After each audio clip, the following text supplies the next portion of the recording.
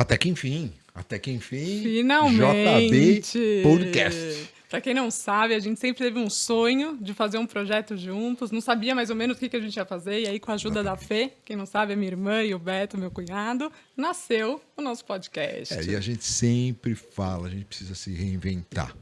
É incrível, eu tô vendo um filme agora coreano.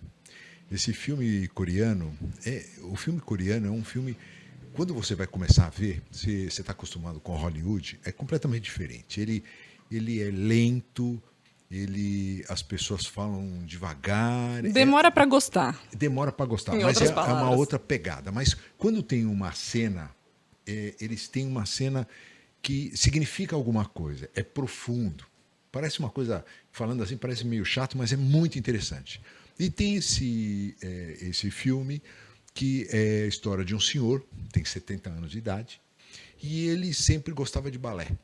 Sempre gostava de balé. E ele tem um amigo, o amigo sempre gostava também de mar, queria construir um barco, não construiu um barco, acabou se matando. Esse amigo, porque estava numa casa de repouso, acabou se matando. E aquilo tocou muito ele falou assim, puxa vida, eu estou aposentado, eu não faço nada. E eu sempre quis fazer balé, sempre desejei fazer balé, então ele vai para uma escola de balé. Chega lá e fica assistindo, um dia após o outro, até que o professor chegou e disse, escuta, o que você está fazendo aqui? Eu estou assistindo, eu gosto muito de balé, eu fico encantado com esses jovens dançando, e eu queria aprender. Eu falei assim, como aprender? É aprender. Então é um senhor de 70 anos que quer aprender. Começa a aprender. E aí tem um outro rapaz que tem um talento muito grande, tem 23 anos, está começando, mas é rebelde, às vezes não aparece no ensaio. Então o professor pegou esse rapaz para ensinar aquele senhor de 70 anos Olha só. a aprender. Aí eu fiquei pensando, eu tenho quase 70, tenho 64. Então eu fiquei pensando, puxa vida, o que eu fiz na vida, né? O que eu gostaria de ter feito na vida e que não fiz e que poderia começar agora. Eu pensei, não tem nada. Cara, não tem nada. Eu sempre gostei de moto, um filme que me tocou muito foi aquele Easy Rider que eu vi. Foi demais, aquele dois caras de moto, eu tinha 16, 15, 16 anos, os caras andando pelos Estados Unidos afora, sabe, sem destino, eu achava aquilo o máximo. Foi isso que eu fiz, depois de uma certa idade, as meninas já eram grandes, eu fui com a minha mulher, peguei uma Harley Davidson e andei os Estados Unidos inteiro. Você pode falar qualquer cidade dos Estados Unidos eu conheci, a gente andava 15 dias, você não podia ficar muito tempo fora, né, médico. Então eu andava 15 dias, fui de Orlando, Miami, até Chicago. Depois eu fui de Los Angeles para Chicago, sempre numa festa da Harley Davidson. Então, fiz o que eu queria. Aí eles falaram assim, bom, eu sempre gostei de esquiar. Nossa, eu adorava esquiar, não tinha dinheiro para ir, mas eu adorava esquiar. Aí quando eu consegui um pouquinho de dinheiro, trabalhando, eu aí pegava as meninas e fui esquiar. Mas você imaginava ter um podcast, pai? Então, não imaginava. Tem que voltar, tem que puxar ele pra terra, senão... Mas você imaginava ter? Olha, eu já Com a tive sua filha? eu já tive um programa de televisão. Vamos apresentar o nosso convidado? Não, mas eu tô adorando o papo, pra mim tá maravilhoso. Eu tô pensando em perguntas pra te fazer. Hoje você tá do outro lado. Nosso convidado, a gente tá muito feliz em receber. Não sei se você sabe disso, mas eu assisti uma aula sua num curso que eu fiz e eu fiquei encantada. Eu cheguei em casa e falei, pai, a gente precisa levar esse médico para conversar com os nossos médicos lá da clínica. Dr. Daniel, como que fala seu sobrenome? Kruglenski. Kruglenski. Seja muito bem-vindo. Obrigado. Eu que agradeço o convite, uma honra estar aqui. Claro que eu lembro que você estava na palestra, uma honra. Aliás, todo mundo que estava lá, só médicos assim, de alta qualidade, foi uma honra falar para vocês, foi muito legal. E hoje você está do outro lado. Para quem não sabe, o Dr. Daniel tem um podcast maravilhoso chamado O Consultório, e hoje você está do lado de lá. Do entrevistado. Mas eu gosto. Vamos ver, incrível, vamos ver o que vai dizer, sair aqui. O que eu acho mais legal é isso, quer dizer, você não tem medo da concorrência, você ensina outros colegas a terem paciente. Tem espaço para todo mundo. Eu também acho, eu sempre achei isso. Tem espaço para todo mundo. Exato, tem paciente para todo mundo. Para todo mundo. Não precisa brigar por paciente. Para todos os negócios. Enquanto tiver restaurante caro lotado em São Paulo, Tem um monte. Exato. Vários. exato, Tem exato. público para tudo, para Exatamente. todos. Mas, Daniel, como que um cirurgião do aparelho digestivo começou a se interessar por esse universo? Para falar sobre consultório, para falar sobre rede social, para falar sobre como os médicos poderiam crescer? Eu sempre gostei de atender no consultório. Meu consultório ele vai muito bem. E há mais ou menos uns 8 anos, minha esposa, a gente é casado há 10 anos, estava saindo para andar na Avenida Sumaré. Ela colocou um polar, ela fez marketing, né, publicitária. Na verdade, ela é personal organizer. E aí ela falou para mim, olha, meu coração acho que deu uma disparada. Dá uma olhada no meu polar. Eu olhei o reloginho dela, estava 200. Nossa. Eu falei, não, isso acontece sempre, ela acontece. Umas 2 vezes por mês acontece isso. E aí ficou em 200 por uns 10, 15 minutos. E não Nossa. baixava. Eu falei para ela, isso aí não é legal. E aí vamos dar uma olhada. Nesse momento começou uma peregrinação nossa nos cardiologistas. E ela precisou passar por 2 cirurgias cardíacas, ablação, adenosina. Caramba! Então eu comecei a frequentar, num curto período de tempo, os médicos com o paciente. Então eu estava do outro lado da mesa. E Isso faz quanto tempo? faz uns 8 anos, mais ou menos. Essa jornada durou uns 2 anos e pouco. Então eu comecei a frequentar muito, eu comecei a ir a muitos médicos. E também meu pai, eu precisei ir com ele aos médicos, minha mãe também. E eu comecei a ver que, embora os médicos eram muito bem indicados, ó, você vai no professor tal, você vai no XYZ, que é muito bom, a consulta, tinha consultas que eu gostava, mas tinha algumas que eu não me identificava em nada. E eu falava, por que esse cara não está olhando no meu olho? Né, ele vai passar a consulta inteira olhando no computador? E várias coisas no consultório, assim, desde o jeito da enfermagem, pô, a pessoa não me recebeu. Então, várias coisas que eu achava que eram muito importantes para uma conexão, Teve um outro olhar. muito além do tratamento. Isso começou a me pegar.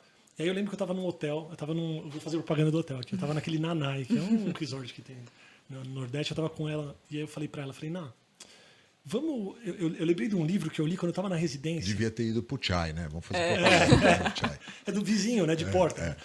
Eu lembrei de um livro na residência que eu li, que era um americano, chama Neil Strauss. Hoje ele tem até um Instagram, ele é bem grande também. E na época, é um livro, ele é um pouco machista o livro, mas na época ele ensinava o americano a pegar telefone de mulher na balada. Como chavecar alguém. Ele ensinava. E ele descrevia no livro, o livro dele é uma bíblia, chama The Game. E o formato é de uma bíblia, o livro é preto, a borda é dourada, e ele fala que é a bíblia de quem quer conquistar as outras pessoas. Ele começava a ensinar o passo a passo, ele falava coisas que a gente já fazia aqui. De forma assim, intuitiva, de uma forma né? natural. E eu falei para minha esposa, eu tô lembrando de um livro aqui, não me leve a mal, vou te contar o livro. E eu falei do livro para ela, a gente deu risada, e eu falei, vamos fazer um evento para ensinar os médicos a atenderem? Porque a gente já faz naturalmente. Tem muita gente que faz isso de uma maneira muito boa naturalmente. Né? Então vamos tentar desmembrar o que a gente faz numa consulta que pra gente é natural, que para algumas pessoas pode não ser natural. Então, nisso que surgiu o evento. Aí eu liguei pra uma amiga minha que fazia casamentos, cerimonialista, falei, Ju, acha um lugar para fazer um evento para, sei lá, 50 médicos. No final foi para 80 médicos. Foi no Shopping Olha. Iguatemi, a gente fez, chamava o consultório. E assim a gente foi fazendo. A gente fez 3 eventos, aí veio a pandemia. E nesses eventos eu trouxe pessoas que não eram médicas para falar sobre diversas coisas, né? Liderança, comunicação, conexão. Coisas que ninguém ensina na faculdade de medicina. Não ensinam. E a gente tem que aprender na raça. Nós já tivemos na clínica uma vez, foi até a ideia da sua mãe, levar uma estilista para mostrar para as médicas como se deve se vestir Legal. num consultório médico. Porque uma coisa é você ir num casamento, uma coisa é numa festa, uma coisa é numa balada, uma coisa é você ir no cinema com o seu marido, com o seu namorado, e uma coisa é como você deve ir para atender o paciente. Sim. Você achou que deu certo? Não, acho que não deu certo. Ninguém entendeu nada. Vamos repetir, talvez. Quem sabe? Porque Mas é super importante. Quer dizer, a postura. É. Vou te contar uma passagem que é muito interessante. Quando eu estava... Eu era mais ou menos uns 15 anos de formado, fui para um congresso em Miami, um congresso de ginecologia. E aí, no congresso de ginecologia, cheguei no Fontainebleau, naquele hotel lá de Miami. Cheguei no congresso e fiquei esperando um táxi lá um certo tempo e eu vi os médicos ginecologistas chegando, mas um mais chique que o outro. Os caras pareciam uns artistas de cinema. De terno. De terno, gravata, uns blazers. E eu lá com aquela camisinha e tal, sabe? Tava meio frio, com um pullover nas costas, tal, achando que estava muito bem vestido para a ocasião. Mas não, os caras dando aula e uma postura. Eu falei, quer saber de uma coisa? Vou começar a usar gravata e vou atender de gravata e terno. Quando eu cheguei no Einstein, ia passar visita, e meus amigos falavam assim, mas o que é isso? Onde é o casamento? Eu falei assim, você vem fazer exame de fezes? Eu lembro direitinho o Jacó Kublikowski, o meu colega, coitado, já falecido, um grande ginecologista, ele brincava comigo, mas onde que é o exame de fezes? O que está acontecendo? Você está tudo bem? Mas ninguém atendia com gravata, ninguém. Então eu botava a gravata, o jaleco e atendia como os médicos americanos. Aí todo mundo começou, veio essa onda e agora todo mundo atende jaleco. Antigamente era todo mundo de branco.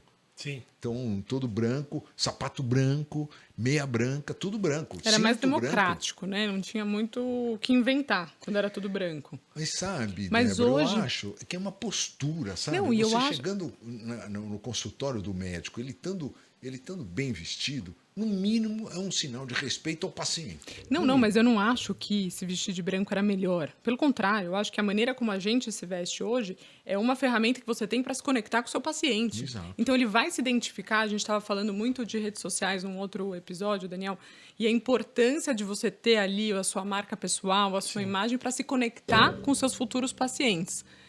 E a roupa faz parte disso. A vestimenta, a postura, a linguagem, o tom de voz, tudo isso vai criar uma identidade e uma conexão. E você se sente bem também. Quando você se veste bem, você se sente melhor, você se Claro. sente mais autoconfiante. E o consultório é um lugar muito solitário. Porque quem ensina você a fazer o consultório? Quando entra o seu paciente, tá você e ele, você se vira. Você começa a fazer de um jeito, sei lá, que você aprendeu talvez com algum médico que trabalha numa universidade que ele não tem um consultório particular. Então, assim, o jeito que você atende, o jeito que eu atendo, o jeito que qualquer um aqui atende é individual.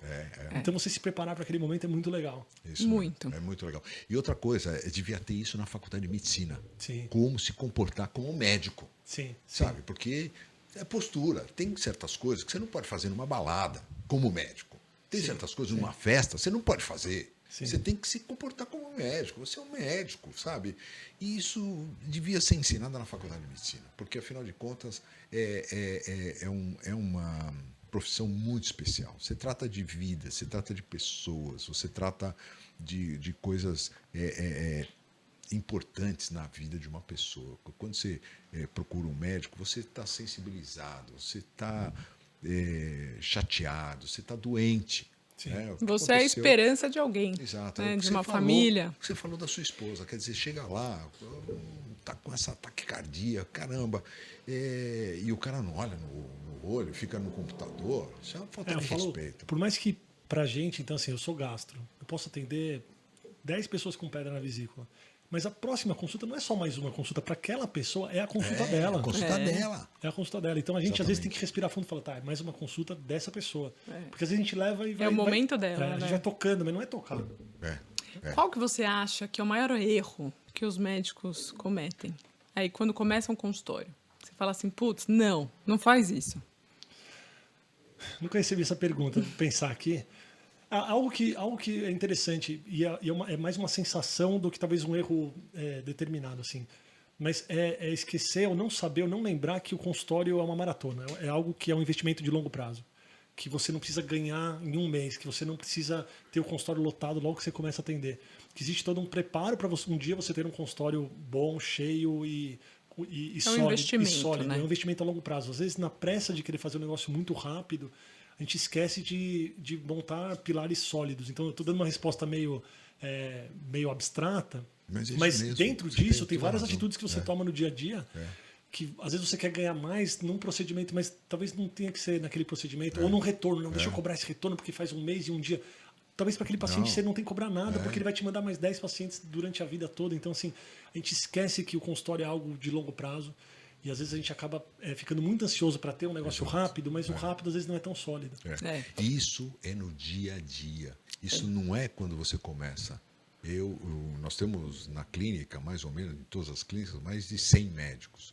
E eu repito, parece que todo dia eu falo, calma, vai com calma, atenda bem seu paciente. Nossa, eu sempre escutei isso de você. Que nunca mirar no dinheiro, né? No retorno financeiro.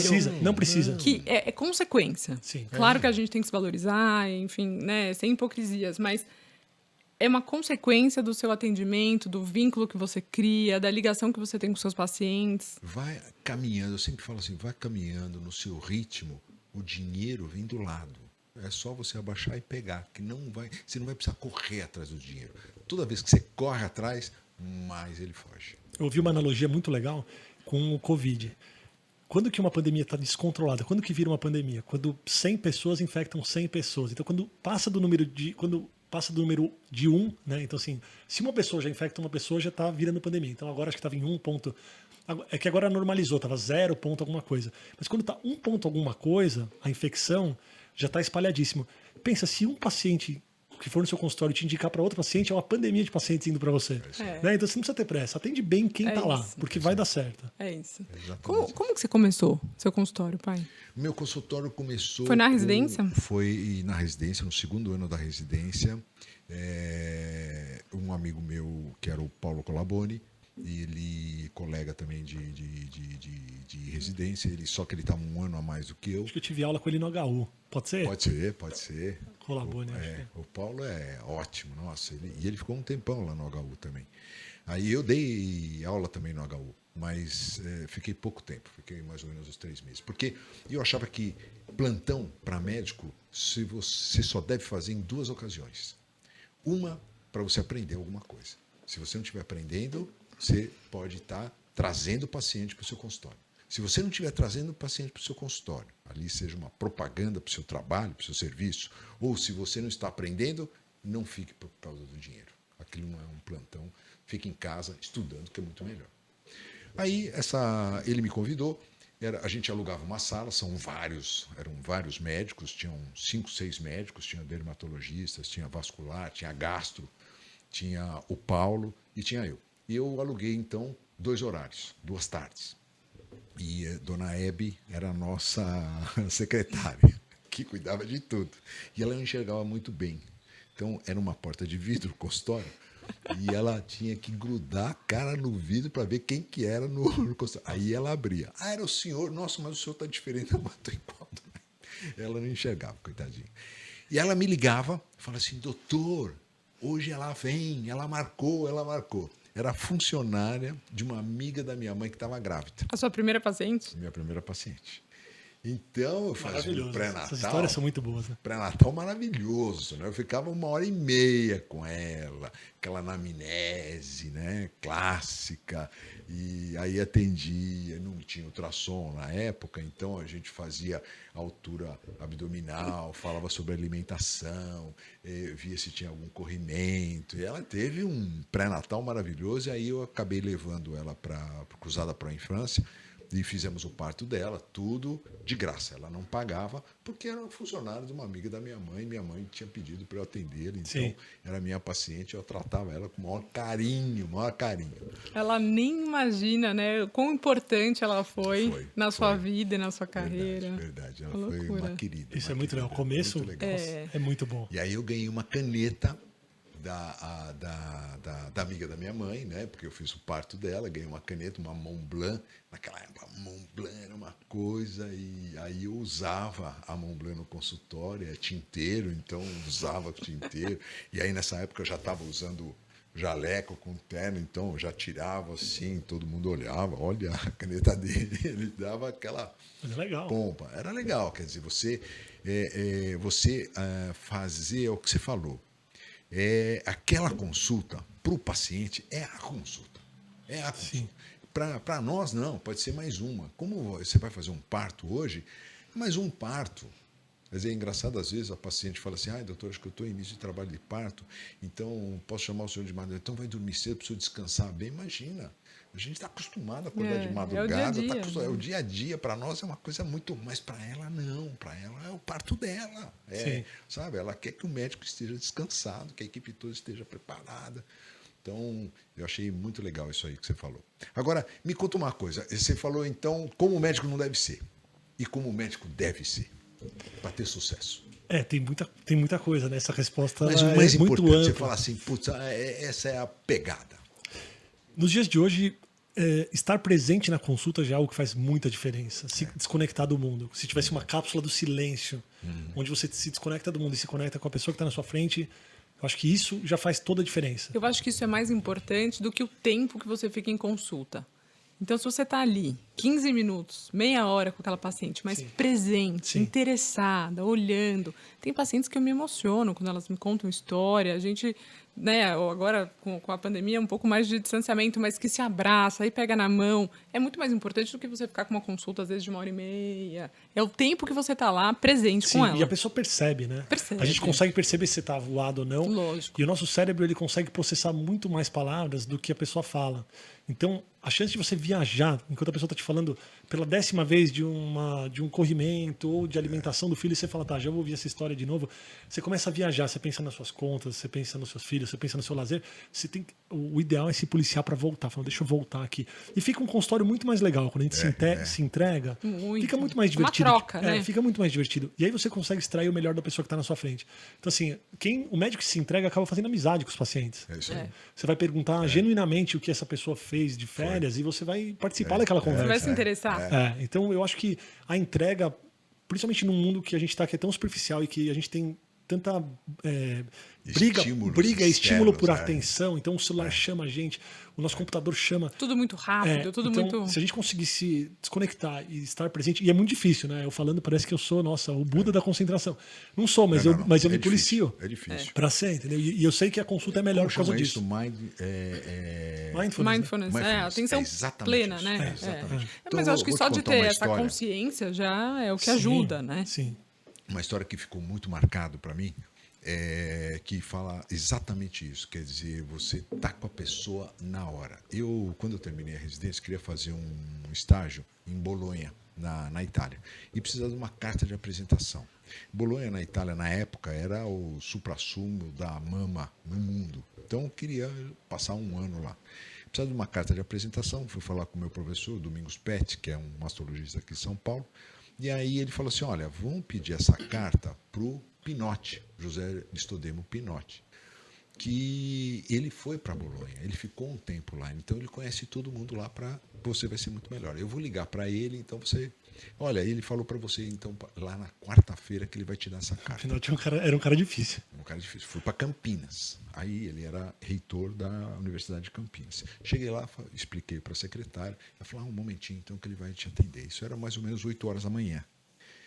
Quando era mais ou menos 11h15, 11h30, por aí, eu fui lá com a secretária e falei, puxa, mas será que ele ainda vai me atender? É uma carta só, né? Só para ele assinar. Não, ele vai te atender, como se ela tivesse esquecido. Eu falei, cara, eu não esqueci esse cara aí.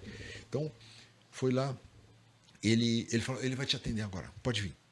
Ele sentou no sofá comigo, ele ficou comigo acho que uns 5 minutos, se muito. Mas ele estava comigo. Ele falou, o que você precisa? Para onde você está querendo ir? Para Bolonha, estudar, mama, professor, que eu quero fazer um estágio lá, mas que interessante, isso mesmo, vá mesmo. Ele estava comigo aqueles 5 minutos. Eu saí de lá achando ele o cara mais sensacional do mundo. Primeiro, porque me deu a carta. Sim. E segundo, porque ele estava comigo. Ele se interessou pelo meu problema. Ele queria realmente ajudar.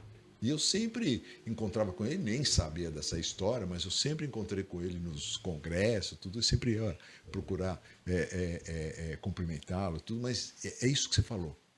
Eu acho que é comprometimento. Presente, né? Você tem que ser um médico comprometido. Você pode falar para o seu paciente, olha, isso aí que você está me falando, eu não sei o que é. Não sei o que é. Mas eu estou junto com você. Você vai nesse colega aqui, e eu vou ligar para ele, ele vai te atender, e aí depois nós vamos conversar e saber realmente o que nós podemos fazer por você. Você ganha o paciente. Isso é maravilhoso. Eu vou fazer um comentário. Isso que você falou, Zé Bento, é maravilhoso. Por quê? Muitos médicos que me procuram, eles falam assim, Daniel, eu sou muito inseguro na consulta. Muito inseguro. Por quê? Porque eu não sei tudo. Eu falei, ninguém sabe tudo. Você tem que o que me traz mais segurança numa consulta é ter segurança de saber o que eu não sei. Porque se eu não sei, eu vou falar para o paciente, olha, eu não sei isso. Mas eu sou o cara que vou atrás disso. Ou alguém que sabe disso vai te atender e vou atrás. É isso que o paciente quer. Ele não quer que você saiba tudo. Ele quer que você vá atrás do problema dele. Exatamente. Hoje atendi uma paciente de Manaus. Ela chegou lá e falou assim, eu estou com uma dor aqui, doutor, uma dor. E eu já passei em vários médicos lá em Manaus e eu estou com essa dor. E ela tem uns gânglios. E aí fez ultrassom com gânglio, parece ser um gânglio inflamatório. E teve um médico que até pediu uma biópsia do gânglio. E eu falei, eu vou me examinar. Aí examinamos, fiz ultrassom. Olha, não estou achando nada. Não tem nada assim importante. Não tem sinal de infecção para esse gânglio inflamatório. Mas uma coisa eu aprendi nesses 40 anos. E é valorizar a queixa do paciente. A senhora não vai sair de Manaus com uma dor fantasma para vir me procurar e voltar. Assim, eu estou com essa dor, e eu achar que isso é psicológico da senhora. Não, estou achando que a senhora tem algum problema mesmo. Então, vamos continuar a nossa pesquisa. Não sei o que é, mas vamos atrás. Vamos fazer uma colonoscopia. Uma senhora de 52 anos não fez a colonoscopia. Vamos fazer uma colonoscopia, fazer uma endoscopia, vamos fazer uma ressonância. Mas vamos tentar achar essa dor. Não é possível. E valorizar, né, a queixa dela. Quer dizer, não acreditar é uma coisa... nela. Ela não, exatamente. Eu falei para ela, eu estou acreditando na senhora. E isso é uma coisa que médico... Por isso que acho que médico é muito enganado. Já fui enganado várias vezes financeiramente, né, por, sabe, pessoas que se aproveitam, porque a gente acredita nas pessoas. Você foi treinado para acreditar nas pessoas. Sim. Não, o cara chega e fala assim, eu estou com dor de cabeça. Você fala, tá mesmo? Tá mesmo? Será que você tá? Você só consegue trabalhar se você acreditar. Se você acreditar. Então, Exato. Então esse comprometimento eu acho que é muito importante. Mas a verdade é que você tem que ser muito seguro para falar que você não sabe. É justamente ao contrário. As pessoas acham que isso é um sinal de insegurança, quando na verdade é justamente o contrário. Existem formas e formas de você falar que você não sabe também. Exatamente. Você não precisa falar que você não sabe, mas você pode dar a mão para a pessoa e falar, eu sei a pessoa que é especialista nisso, a gente vai fazer uma reunião com ela. Ou eu vou estudar, eu vou discutir com um radiologista do Einstein, do Sírio, e eu vou trazer para você, tá bom. E até complicação. Sim, quer claro. Dizer, complicação Principalmente é a complicação. Exato. Quer dizer, tem complicação, ainda mais você que é cirurgião. Quer dizer, tem complicação, fala assim, olha, complicou. A coisa está séria aqui, realmente, mas eu vou chamar um colega aqui, um infectologista, para a gente dar uma olhada, ver o que pode fazer. Isso me lembra quando eu tive Covid. Eu fiquei uma semana no Einstein com Covid.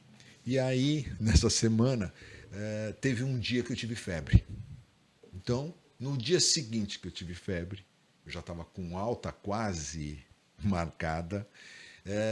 Aí foi o cardiologista que estava cuidando de mim, o pneumologista e um outro infectologista. Os três no pé da minha cama, assim, olha, eu acho melhor a gente chamar um outro colega. Você acalmou eles, né? Eu falei, calma, mas só foi uma febre. Caramba, eu tô melhorando, os parâmetros estão melhores. Mas o VHS, mas o paciente está bem. Calma, vocês não precisam ficar apavorados, vai dar tudo certo. Quinta-feira, no domingo eu tive alta. Mas para mostrar que assim, os colegas também ficam preocupados. Sim, sabe? Às vezes você não sabe para onde ir. Isso não é demérito nenhum você chamar um outro colega para te ajudar. E o paciente sabe, ele percebe isso e ele não perdoa, não é essa a palavra certa. Ele valoriza, eu acho. Ele entende, exato, ele valoriza. Fala, esse cara resolve. Realmente, antes de sermos médicos, somos humanos. Né? Dani, me conta uma coisa. Você veio aí de uma instituição tradicional. Quando você começou a falar mais sobre o consultório, rede social, como foi? Você foi muito criticado? Muito. E como é que você lidou muita com porrada. Isso? Respirei fundo, coloquei meu colete de ferro e falei, beleza, vou tomar porrada, mas vamos embora. Porque quando você acredita, quando você faz algo que é ético, que você acredita, que você ajuda as pessoas, tá tudo bem, entendeu? Crítica... Isso te fortalece, né? Exato. Há 10, 12 anos, quando eu falei, vou montar um site médico não precisa de site, sabe? Quando começou essa história. E é sempre assim. A mesma coisa aconteceu na laparoscopia quando surgiu, na robótica. Tudo que é novo vai balançar o que é velho. Então, assim, eu fui criticado. Depois as pessoas que me criticavam passaram a me apreciar. E hoje elas me perguntam como é que eu fiz, porque elas querem fazer. E tá tudo bem. Bom, você, pai, tem PhD em críticas. Imagina quando eu comecei na televisão. Na televisão era eu, o Drauzio e o Jairo Bauer. Sim. Nossa, eu passava no HC, os caras viravam a cara. Totalmente. Falaram assim, o que esse cara tá na... Esse colete é de ferro, né? Não, era uma coisa impressionante. Ele falou assim, mas eu também não dava bola. Não, e eu... Tinha certeza que eu estava ajudando as pessoas. E até eu Exato. escutava, assim, essas críticas. Eu lembro, eu estava um dia numa aula de farmacologia, e aí o meu professor de farmacologia fez um comentário ali, falando assim, aquele médico que vai na televisão, aquele médico fala que é especialista em... E estava se referindo ao meu pai, né? Porque ele fez a... Eu sabia que era ele. E aí fez aí um comentário super feio, que eu acho que não veio ao caso eu repetir aqui. E a sala inteira dando risada, todo mundo sabendo que era meu pai. Então, assim... Mas ele não sabia que você estava na sala? Não, ele não sabia. Ele não sabia. Mas o fato é que precisa ter muita coragem para fazer o que seu pai fez. Você, para chegar numa rede nacional, para você falar de saúde, porque a gente não é treinado em falar em saúde. Então, quando você vai falar de saúde, você precisa estudar. A gente sabe doença, a gente aprendeu doença, HC, doença. Quando você vai falar de saúde, você precisa estudar mais. Então, por exemplo, quando eu vou falar de mídias sociais, marketing, liderança, comunicação, precisa estudar muito, ler muito. E aí, quando você vai se expor para falar, não é um negócio simples, não é um negócio fácil, dá um frio na barriga. Se as pessoas criticarem, elas não estão pagando suas contas. Eu acho que com o tempo a gente amadurece muito também. A família também faz você ligar menos para os outros e focar mais no seu crescimento. Você tem filhos? Tenho 2. Como chamam? Marina e Beni. Marina tem 7 anos, o Beni tem 5. Nossa, que legal. E é muito legal. E mudou minha medicina, né? É. Acho que o filho traz muito mais empatia para você. Você começa a ver o paciente como alguém que é filho de alguém. Olha Ou como alguém que tem um filho. Então, na cirurgia hoje, quando eu vou operar um filho ou uma mãe, ou quem quer que seja, eu falo, quando o familiar tá junto, eu falo, eu tô levando ele para te trazer melhor, e eu sei que eu não tô só operando ele, eu tô operando todo mundo. Fica tranquilo, eu também tenho filho. Isso é legal. Porque a gente, quando a gente se forma, e principalmente cirurgião, você tá no pronto-socorro, você tá lá atendendo trauma, então vai lá, um esfaqueado, isso aqui você nem pensa, você é um técnico, você tá lá... Sim. Então, agora, quando vieram os meus filhos, eu não consigo nem assistir direito notícia. Quando tem notícia de criança que tá mal, eu fico mal, não quero nem ver. Não tem como não fazer a transferência, Você né? faz a transferência, você fica mal. Isso mudou minha medicina. Mas fazer essa transferência para o consultório, para os seus pacientes, para a sua prática médica, eu acho que é maravilhoso. Maravilhoso. É um diferencial. Sim. Sim. Tem um filme uma vez que eu vi que era um neurocirurgião e eles operavam em 2 salas, tinham 2 neurocirurgiões. Um operava numa sala e o outro noutra e tinha um visor, então dava para ver o que um ou outro fazia. E esse era super arrogante, neurocirurgião. Cirurgião já é um pouco mais... Sim. Ele já se sente... Mas não é Deus ainda. Neurocirurgião já está mais próximo de Deus. Neurocirurgião, ele tem certeza que ele é Deus. É isso aí. O cirurgião acha que é Deus. Acha. E aí, o que aconteceu é que o outro tratava o paciente de outra maneira.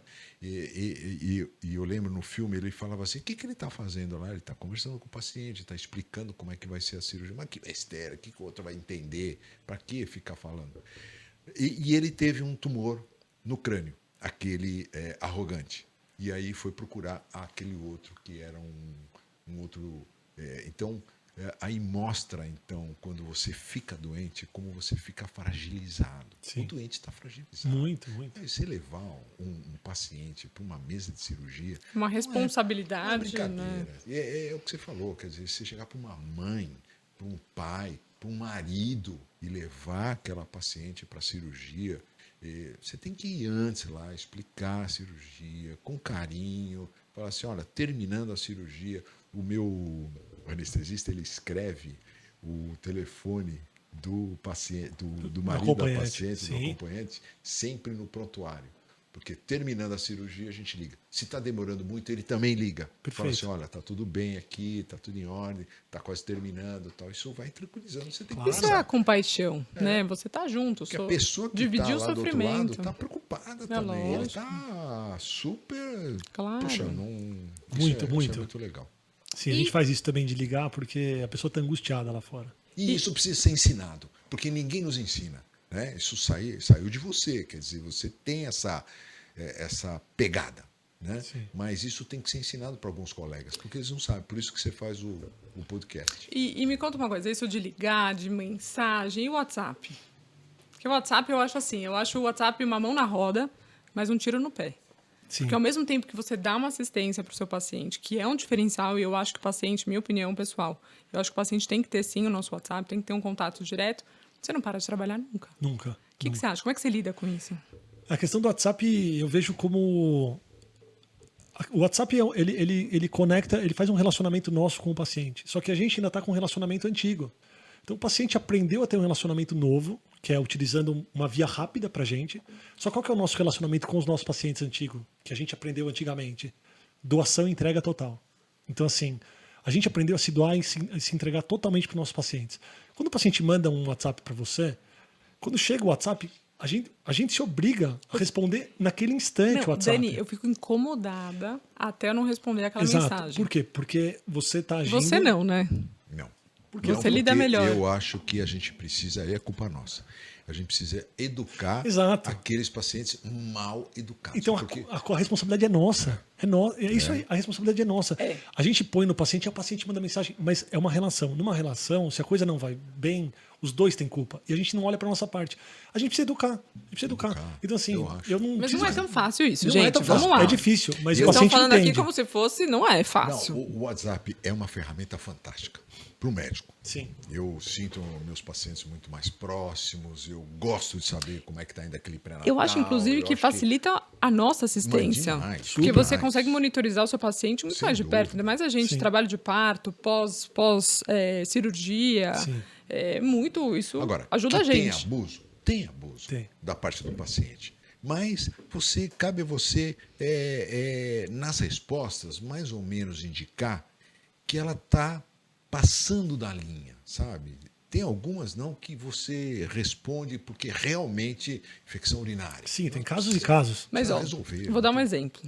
Talvez, né, não sei se vocês vão concordar. Ontem recebi uma mensagem, domingo, recebi uma mensagem de uma paciente, 6 horas da tarde, falando: doutora, eu sei que hoje é domingo, não espero que você me responda, mas tenho uma cirurgia plástica marcada e conversei com meu paciente, com o meu marido, sobre ter filho. E é tudo que eu queria escutar dele, que agora ele está animado para ter filho, eu estou com 38 anos, não sei o que fazer, o que você acha, queria uma opinião, o que você falaria para uma amiga?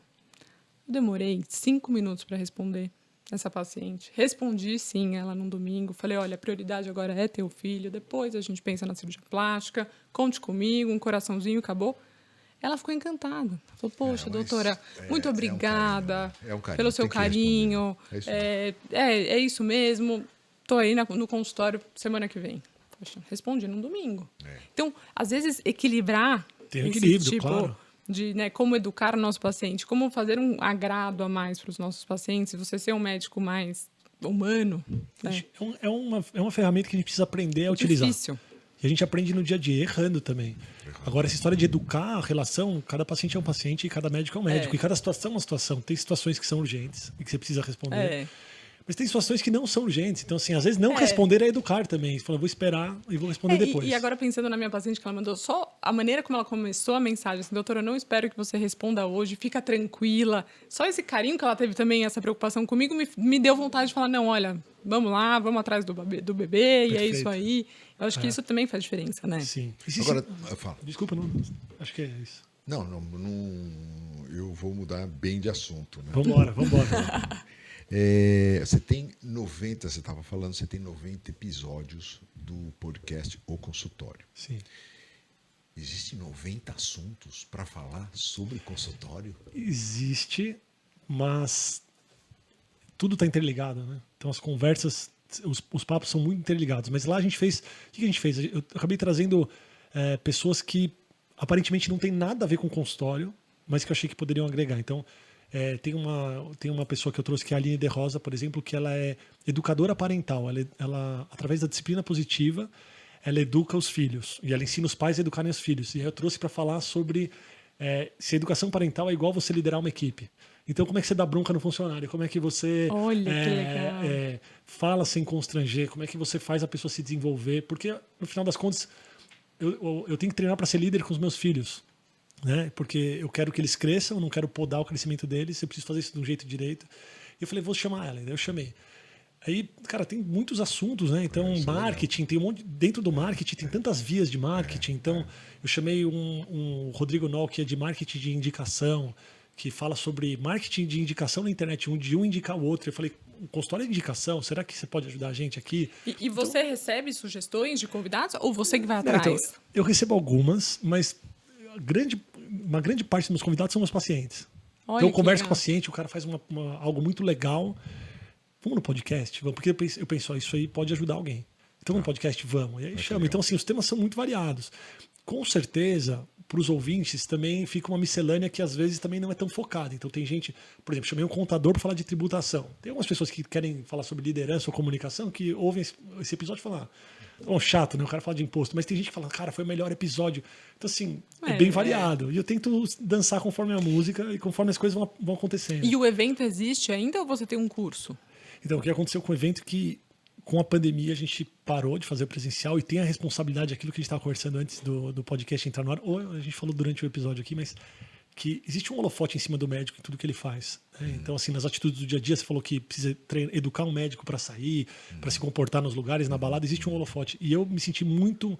eu senti um peso grande de fazer um evento presencial durante a pandemia, para não ter uma responsabilidade de um evento com muita gente, sabe? Então, a gente tentou migrar para o online. Fez muito bem.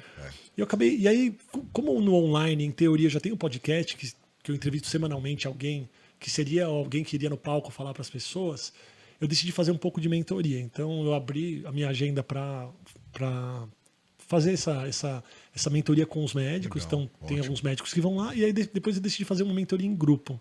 Essa mentoria em grupo, que chama Cresça Meu Consultório, que é um programa que eu fiz um só. Né? A gente vai fazer um outro agora. Eu fiquei pensando assim, tem muito assunto. Tem 90 assuntos, tem 200 mil assuntos. Mas o que mais pega é o preparo da pessoa no consultório. Eu não acho que o que mais pega no consultório para crescer, o consultório tem marketing, tem um monte de coisa, mas a pessoa precisa estar preparada para crescer. Porque eu via isso nas mentorias. Às vezes a pessoa tinha tudo e não ia. Por que ela não ia? Porque ela não tinha o drive. Ela não tinha o drive interno. Sabe aquela conversa que você, com certeza você já teve com alguém que fala assim, não, essa pessoa é boa de consultório, não, essa pessoa é ruim de consultório. Comecei a pensar, o que é o bom e ruim de consultório? Tem a ver com segurança, tem a ver com desenvolvimento pessoal. Então eu falei, vou focar nisso. Óbvio que a gente fala de estratégia de crescimento, de marketing, do consultório e tal, mas, o desenvolvimento pessoal, autossegurança, postura, fazem total diferença para o crescimento. E tem aqueles médicos que não querem ter consultório. Sim. Que é o médico que não quer ter o vínculo com o paciente, que não quer receber o WhatsApp. Sim. Precisa ter um preparo para você ter o consultório. Você tem às vezes querer. a pessoa... E é engraçado que nas mentorias, às vezes a pessoa acha que ela está vindo com um problema matemático para mim e o problema é psicológico. E às vezes o problema é ela acha que é psicológico e é matemático. Você vê lá, a conta está errada. E é muito legal, porque a autopercepção faz muita diferença, né? Fazer anos de terapia, para mim, fez muita diferença no meu lidar, no sair das equipes que eu já ajudei. Né? Não é fácil. O consultório é que você já tem um exemplo em casa, né? Maravilhoso de crescimento aqui no consultório, mas para quem não tem esse exemplo de um consultório privado, do lidar com as pessoas, você sair de uma equipe onde você tem um sustento, onde você tem um ganho, é um pulo muito grande, é um desafio e dá muito medo. Mas você sabe que você falou isso, né? Que eu tenho um exemplo em casa. Para mim, foi um processo diferente, claro. Então, já tinha toda uma estrutura física, né? E tinha ali um professor 24 horas. Então, qualquer dúvida que eu tinha, a gente ia discutir casos. Eu lembro que todos os casos eu ia discutir com ele. Por outro lado, eu tinha uma cobrança. Uma responsabilidade muito grande, uma cobrança. E a minha referência de produtividade, da maneira de atender, do jeito de falar, era ele. Só que eu também tenho o meu jeitinho. Então, eu comecei a ver que eu queria, talvez, demorar um pouco mais na consulta, limitar o número de pacientes, que essa era a minha maneira de exercer. E isso não foi muito fácil para mim também, assim, quebrar isso. Porque, poxa, eu tinha ali uma fórmula de sucesso, que é o meu pai, que eu tinha o maior orgulho. Como, então, fazer diferente e ainda conseguir exercer uma medicina que eu acreditava e ter sucesso, e ter paciente, e ter uma agenda cheia? Então, não foi muito fácil. Olha eu desabafando aqui. E quando ela começar a ganhar melhor que você, ela vai querer falar comigo e eu vou falar assim pra ela.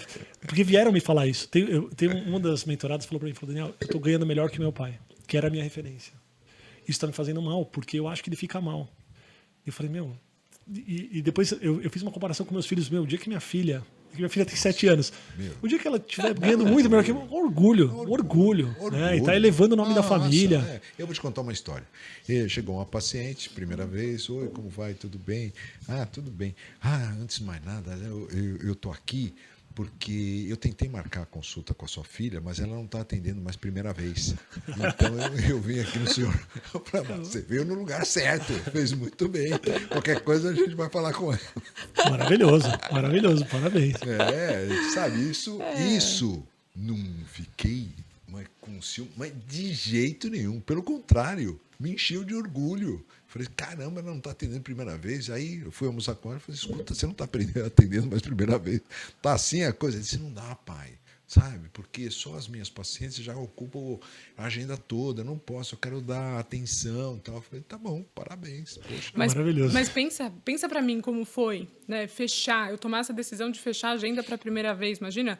E eu sabia que, né? Poxa, para ele não, eu nunca fechou para a primeira vez. Nunca fecharia para a primeira vez, absolutamente. Então, para eu bancar isso, falar assim, não, eu vou fazer dessa maneira, eu vou me limitar a tantas pacientes. Então, foi um processo aí, né? Que eu acho muito bacana, quer dizer, eu acho que cada médico tem o seu ritmo. Exato. Então, eu tive um ritmo alucinante, eu gostava de atender, eu começava às 8 horas da manhã e ia até às 6 horas da tarde, à noite eu ia para casa, porque eu gostava da família também, gostava de voltar para casa. E aí tinha aquele ritmo alucinante, comia em meia hora e direto, gostava. E quanto mais os pacientes me procuravam, mais eu gostava, mais. E esse é o problema da medicina. A medicina é uma profissão que ela te consome sedutora. de uma maneira Você sempre muito fala sedutora. Ela vai te consumindo. Se você gosta... Se você gosta, ela te alimenta. Mas se você não gosta, ela te consome. consome. Muito. Nossa, é uma loucura. Mas ela te envolve, né? Várias vezes minha mulher teve que me puxar, falar assim, não, calma, olha, você está exagerando, porque aí eu comecei a abrir o consultório sábado de manhã, aí passava a visita no domingo, então era uma corrida alucinante. E outra, é inegável também que mexe muito com a nossa vaidade, com o nosso ego. Sim, então, a gente tem que tomar exatamente. muito cuidado com isso. Aquela coisa, ai, doutor, eu vi o senhor na televisão. Claro. Aí você quer abraçar, tanto, fazer tudo. Sua agenda tá cheia, você não tem horário. É bom. Aí eu peguei Covid. Final do ano passado. Fiquei uma semana no hospital. E eu falei assim, puxa vida, eu faço tudo tão certinho. Nós dois, né? Física. Na verdade, a família inteira pegou, Dani. A família inteira. Minha mãe, minha irmã, eu e meu pai. Só nós ficamos muito mal. E colegas de hospital. Um do lado do outro. Um do lado do outro. Ela estava num quarto, eu estava no outro. Eu fugia para lá. Eu falava com a enfermeira assim, escuta, não dá para eu jantar com ela? Eu falei, não, doutor, que tá pensando que é hotel, não dá para jantar lá. Você tá me complicando. Mas o Covid mudou muito a nossa cabeça, né? Mudou porque eu falei assim, poxa, eu faço tudo tão certinho, alimentação, atividade física, tudo certinho. Vou dormir cedo. E o que estava pegando? Era o estresse, esse ritmo louco, essa coisa doida. Não, eu lembro de estar lá na cama do hospital e pensar assim, eu nunca levei meu sobrinho na natação. Era só isso que eu pensava. Toda hora. Eu nunca levei o meu sobrinho na natação. E pensava, e aí? Se acontece alguma coisa comigo, o que eu fiz esse ano? Só trabalhei. Aí passou janeiro, fevereiro, as coisas começaram a voltar, porque foi bem no final do ano. E eu continuei não levando meu sobrinho na natação. Aí eu tive um mini burnout aí de tanta coisa. Falei, não, opa, para. E aí refiz meus horários e tudo mais. E a gente falava muito isso. Falava assim, que bom seria se a gente não esquecesse essa sensação do Covid, que o Covid nos trouxe. Sim. Né? De valorizar o que realmente importa, de equilibrar um pouco melhor o trabalho. Na verdade, é de levar o trabalho de uma outra forma, né? Porque foi uma pausa forçada. É que o Obama, uma vez eu li, ele escreveu no jornal uma frase dele que me marcou muito. Ele disse que quando ele estiver no leito de morte, o que ele vai lembrar são os passeios que ele dava de mão dada com as filhas e não as eleições que ele tinha ganho. Então, poxa vida, sabe? Barack Obama, quer dizer, ele trocava. Então, o que era mais importante para ele é andar de mão dada com as filhas no parque do que ganhar a eleição dos Estados Unidos. Então, isso é muito forte. Muito. Isso realmente mostra o caráter da pessoa, né? Mostra realmente o valor que tem na vida, né? Sim. Essa correria, e aconteceu muito isso com o Covid, né? Então, a gente tem uma vida que a gente vai colocando as coisas e a gente não para pensar onde eu tô hoje, como é que tá a minha vida, tá tudo equilibrado? Não, a gente vai fazendo. Essa pausa é importante. O Covid foi uma pausa forçada. Então, todo mundo precisou parar. Pelo menos lá em março do ano passado, todo mundo parou por algumas semanas. Pelo menos desacelerou. Né? Até parou mesmo. E aí eu falava muito isso na época. Eu falei, gente, aproveita esse tempo para ver o que você quer colocar de volta na sua vida. Porque às vezes tem coisas na sua vida que não precisam estar ali. E que você vê que você não vai morrer ficando sem elas. É uma peneira, né? Eu acho que aquilo que não estava muito sólido desabou. Eu tenho um amigo, o Isidoro, ele é meu anestesista já faz 40 anos.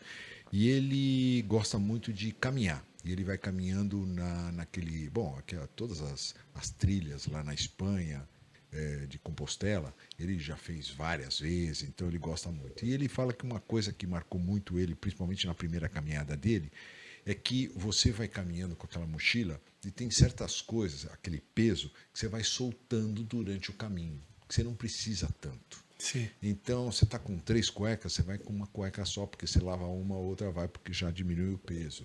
Você está com 2 tênis, não precisa de 2 tênis, você só vai usar um na caminhada. Então, ele falou que é como a vida. Conforme você vai andando, você vai vendo que certas coisas você não precisa carregar. Você pode deixar pela estrada, que não vai te fazer falta. A maturidade traz muito isso, mas eu acho que essa pandemia acelerou. Esse processo de seleção. A minha esposa, ela é consultora da Marie Kondo no Brasil, né? Então ela fez o curso com a Marie Kondo, que é uma guru de organização, foi para Nova York, fez o curso com ela, era em japonês, ela que deu o curso. E depois ela fez um programa no Netflix, Ordem na Casa chama. Sim, é super conhecido. Muito legal.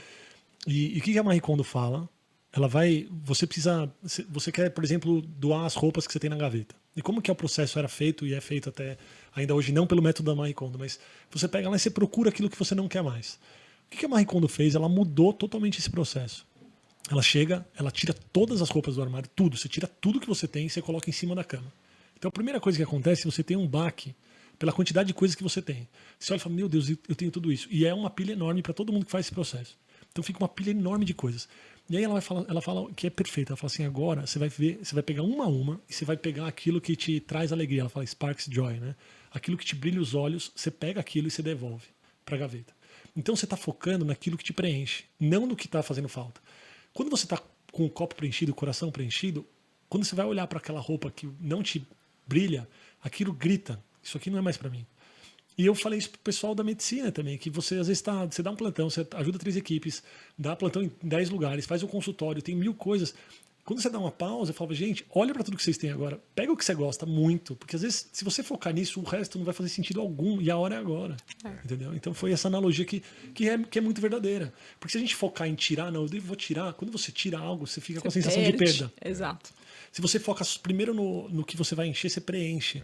E aí o resto você não vai querer automaticamente. Mais. E pode ser ótimo para outra pessoa aquilo. Você pode ajudar outra pessoa. E a analogia serve para roupa ou serve para profissão, tudo, né? Alguém pode dar um plantão no seu lugar e ser muito feliz ali. Exato. E você pode sair daquele lugar. E eu complementaria até por dinheiro. Quer dizer, se você está num lugar por causa do dinheiro, saia. Aquilo não vai te fazer bem. Aquilo não vai dar certo, não vai acabar dando problema para você. Então, faça uma coisa que te dê prazer, que você esteja aprendendo alguma coisa. Sim, importante. Ou que esteja crescendo como profissional, ou crescendo como o consultório. A não ser que esse dinheiro seja um dinheiro de uma plantação. Né? Você quer colher, você precisa, talvez, em algum momento. Então, a pessoa tem muitas. Não sei, tem 2 filhos, paga a escola dos filhos, precisa de um dinheiro de plantão para se livrar de alguma coisa. É que eu acho que ela não deveria entrar nas dívidas. Então, tem uma coisa anterior. Mas às vezes o plantão é algo para tentar.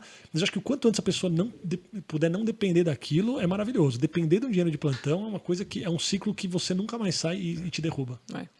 Bom, me conta uma coisa, Daniel. Que história é essa de nada de celular no banheiro? Não, isso aí tem a ver com a parte médica, né? Não com a parte do evento, do consultório. Mas é algo que eu já vi você Não, eu falo citando. do celular porque, como eu sou cirurgião do aparelho digestivo, eu cuido muito da entrada até a saída. Eu cuido muito de hemorroidas, né? Então, tem essa história do pessoal ficar no... Hoje, o celular, tem tudo no celular. E a pessoa senta para ir ao vaso sanitário e fica lá no celular. Só que isso aí aumenta muito a pressão pélvica e os vasos hemorroidários, para quem tem um problema, eles ficam enormes. Então, assim, é uma orientação que eu dou para quem vai no consultório. Se você que estiver ouvindo a gente aí tiver algum problema hemorroidário, evita de ficar com o celular fora. E só de deixar o celular fora do banheiro, você vê que vai acelerar muito o processo de ir ao banheiro. Porque a gente nem percebe. Eu pergunto, você fica muito tempo no banheiro? Não, fica um pouco tempo. Só que se a pessoa tá lá, distraída, nem olhando... vê passando. Vendo rios, ela não vê o tempo passar. E ela fica muito tempo. E depois se queixa, né? Que tem prolapso, tem sangramento. Então, é uma atitude super simples deixar o celular fora do banheiro. Isso é uma coisa que eu acho muito bacana do seu trabalho, é como você usa as redes sociais. A gente pode até mostrar aqui o seu Instagram para passar informação. Eu vi outro dia um Reels muito divertido seu. Os rios, eu tô me divertindo fazendo os rios. E dá para ver que você se diverte. 4 atitudes para melhorar os sintomas da gastrite nervosa. Eu tenho uma questão com o meu Instagram que eu misturo um pouco Isso, do meu linguajar para os médicos. Então, por exemplo, tem ali um videozinho do Rios quando a gente está atendendo. Nossa. E aí liga uma. Eu me identifiquei muito com esse liga uma Reels. atendente telefônica da Claro, sei lá, e você está lá atendendo, você acha que é do Achando que- hospital, aí você vai atender e a pessoa quer te vender um plano. Mas eu tenho um mix de coisas aqui. Eu até tinha um outro Instagram que era só pro evento. Só que no final das contas, sou eu a pessoa. Então eu decidi que, para os meus pacientes, eu fiquei pensando: vai prejudicar para meus pacientes saberem que eu gosto de ajudar os médicos a atenderem melhor? Não vai prejudicar. Vai prejudicar para os médicos saberem que eu falo de doença? Não, até me ajuda, porque hoje meu consultório, a grande indicação dos meus pacientes são os meus colegas. Né? Eu não tenho muito de internet assim puramente da internet. Não tenho muito, tenho dos meus colegas. Então é importante para os meus colegas que me seguem saberem o que eu faço. Então, assim, é um mix de coisas. Mas eu me divirto fazendo. Não, me é divirto. muito legal. Isso aqui me interessou. Isso é ter sucesso. O que é ter sucesso? O que é sucesso para você? Daniel? Sucesso para mim? O que é um Sucesso- médico de sucesso? O sucesso é uma coisa muito individual, né? É. Para mim, o sucesso é o equilíbrio. É poder ter uma profissão, atuar na profissão de uma maneira que eu gosto, ou que eu goste, mas que não me consuma a alma. E que eu consiga ter tempo para meus familiares e para mim. Né? Eu sou um cara que gosta de fazer esporte, eu gosto de jogar futebol, eu gosto de correr, eu gosto de tocar, eu toco instrumentos, eu gosto de operar, eu gosto do meu consultório. Então, esse equilíbrio para mim é ter sucesso. E quando eu consigo juntar isso com o lazer, eu fico pensando assim: será que eu preciso trabalhar um monte para me aposentar com 60 e poucos anos? Ou será que eu posso trazer minha aposentadoria para quarta e domingo, por exemplo? E trabalhar segunda, terça, quinta e sexta. Então, assim, eu tento trazer para hoje tudo que eu quero para um dia. Sabe? Isso fez muita diferença para mim. Eu acho que essa é a cabeça do novo médico. Né? Talvez isso era diferente, né? Era diferente. Antigamente. Era Mas hoje eu penso muito como você. Eu acho que é agora que a gente tem que ter qualidade de Talvez vida. a gente tenha menos paciente. Talvez eu tenha Pode menos ser. paciente e Ou ganhe menos Eu ganho dinheiro. menos. Certamente eu ganho menos que Mas muitos amigos meus. Mas o dia a dia é mais equilibrado. assim, mas é para mim, de novo, o sucesso é Claro. muito individual. Eu tenho amigos que querem ter o maior movimento cirúrgico de algum hospital e eles têm, e eles são muito felizes, e tá bom também. E tenho amigos que, igual você falou, tem gente que não quer fazer consultório, tem amigos que dão plantão de UTI de segunda a sexta, final de semana não toca o celular deles. E eles estão felizes também. Eles vão ganhar menos do que um cirurgião, talvez com muito movimento, talvez, mas estão felizes. Então, assim, encontrar a felicidade. Eu acho que o essencial é você encontrar a sua verdade. E tentar, pelo menos, estar na estrada certa para aquilo, né? Porque não é do dia para a noite que você consegue. Exato. Mas às vezes você está indo para uma estrada totalmente diferente daquilo que você quer. E aí você não vai chegar naquele lugar. Então, essa consciência às vezes é um pouco difícil. Então, uma pausa é necessária, né, para todo mundo parar, sair do ambiente de trabalho, tomar um café consigo mesmo e falar: será que o que eu estou fazendo aqui é o que eu quero? Será que eu poderia diminuir um pouquinho do que eu não gosto? Ou parar uma coisa que eu não gosto, começar um pouquinho do que eu quero? E às vezes a gente precisa até andar um pouquinho para trás Sim, para então mudar a sim, nossa direção. Sim. Isso é sim. fundamental. É fundamental você saber onde você quer chegar. Se você não sabe onde você quer chegar, você nunca vai ter sucesso. Porque você não sabe onde você quer chegar. Então, e você, é o que você falou, quer dizer, você está bem com você. É o que você falou. E eu acho... Aquele colega que está com um movimento louco e quer ser o maior movimento do hospital de cirurgia, se ele conseguir, ele está feliz, ótimo. Exato. E eu acho normal também a gente sofrer aí algumas adaptações ao longo do caminho. Então, talvez a médica, quando eu saí lá da residência, eu tinha uma imagem do que seria a doutora Débora no consultório. Hoje eu tenho outra do que eu acho que é ter sucesso. Então, também essas adaptações, essas mudanças ao longo do caminho, acho que são muito necessárias, fazem parte do nosso amadurecimento. Bom, se você tivesse que dar uma dica para quem está escutando a gente sobre o consultório, ou algo que você gostaria de saber lá na frente, quando você abrir o seu consultório e falar assim: putz, ia ser maravilhoso se alguém tivesse me falado isso, o que seria? Comece, para quem quer fazer consultório, tá? Comece cedo e entenda que você está lá para ajudar uma pessoa, que você não precisa saber tudo. Porque isso vai te dar segurança de começar. E o começar faz toda a diferença, né? Então, quando eu comecei do R2 para R3, eu alugava uma sala na Teodoro Sampaio. No ano inteiro eu atendi acho que 6 pessoas, que foi o vizinho de alguém, a funcionária de outra pessoa, não ganhei R$1.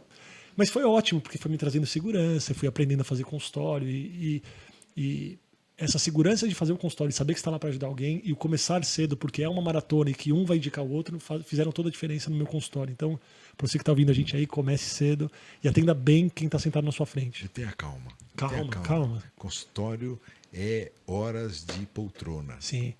Eu que eu falo isso, não falo nessas palavras, né? Mas eu falo, tem que sentar a bunda na cadeira para você ter consultório, para você ter paciente. E não mais agora que a gente tem a mídia social, você pode ficar lá estudando. É tão simples. No meu tempo eu tinha que levar livro, aqueles livros enormes, levar lá, abrir o livro e ficava lá, esperando alguém aparecer. Hoje não tem tédio. Você senta, você fica sem tédio. Você fica sem tédio. Com o celular você tem companhia 24 horas. Sim. Então, a sua dica, pai, qual seria? Essa? A minha dica é comprometimento. Né? É o que o Daniel falou. Tudo que o Daniel falou, putz, eu assino embaixo. Eu acho que é você começar cedo, comecei no meu R2, é você ter paciência, aprender a fazer consultório, que isso é uma arte mesmo, ninguém ensina na faculdade. Você ter comprometimento com o paciente, você dá o WhatsApp para o paciente, você dá o seu número para ele, fala, você me liga, confiar nele que ele vai ligar realmente quando precisar, não é uma... Sabe, os pacientes também não são, sabe, eles sabem como usar o WhatsApp, cada vez mais. E gostar do que faz, né? Você gostar de ser médico de consultório. Você precisa gostar, porque saber que médico de consultório é um outro tipo de médico, é um médico com comprometimento. Com vínculo, né? Quando eu vou viajar, posso estar agora, então, com o celular, em qualquer lugar do mundo, eu recebo mensagem, eu oriento, vai procurar tal pessoa, olha, eu não estou no Brasil, mas tal pessoa vai te atender, normalmente a Débora vai te atender, que aí elas mudam de médico, né? Quando eu volto, elas mudam de médico, aí vão para a Débora, né? Fala assim, gostei muito mais da sua filha, tchau. Mas calma que tem paciente sobrando, a Débora. Exato, você vai poder atender. Sensacional, é isso mesmo. Daniel, muito obrigada. Eu que agradeço, Débora. Foi uma Obrigado. delícia. Foi ótimo. Obrigado, sempre aprendendo. Olha, estou adorando fazer esses podcasts, viu? Eu aprendo demais. Conhecendo muito muita legal. gente, com muita... E esse é o objetivo, sabe, Daniel, do nosso podcast. Não é falar só sobre saúde, sobre doença. É claro, falar sobre bem-estar, mas é mais do que isso. É falar sobre histórias, sobre trajetórias, falar sobre vida. Legal. Me conta uma coisa, você tem os seus contatos para deixar aqui, pra gente divulgar? Sim. Basicamente o meu nome, que é um pouco difícil, mas se em qualquer mídia você colocar Daniel Krug, se você começar com KRU, vai aparecer meu nome, que é Kruglenski. Daniel Kruglenski. Tem LinkedIn, tem Instagram, tem meu site também, danielkruglenski.com. Então, tem o cresçameuconsultório.com também, mas colocando meu nome você me acha. Parabéns, Daniel. Obrigado, eu que agradeço. Prazer. Obrigado. Felicidades, boa sorte, hein? Parabéns para vocês. Você toca o quê? Você toca que instrumento? Eu comecei tocando violão quando era pequeno, depois guitarra, e aí na faculdade o pessoal queria fazer samba, eu falei, vamos aprender a tocar cavaquinho. Daí eu comecei a tocar cavaquinho, banjo, e eu gosto de tudo, de Beatles, Dire Straits, samba. Então eu me viro assim, sabe? Bom, então a próxima vez que você vier aqui no podcast, você já sabe. Vai ter que tocar trazer algum instrumento. Ontem foi aniversário do meu pai, 70 anos, e a gente chamou um grupo de fado. Olha. E aí eu cantei fado também, foi bem legal. Mas que a mulher que foi cantar, tinha uma voz que era difícil ali, mas foi bom, foi divertido. Parabéns. Obrigado, Daniel. Obrigado. Valeu, foi ótimo.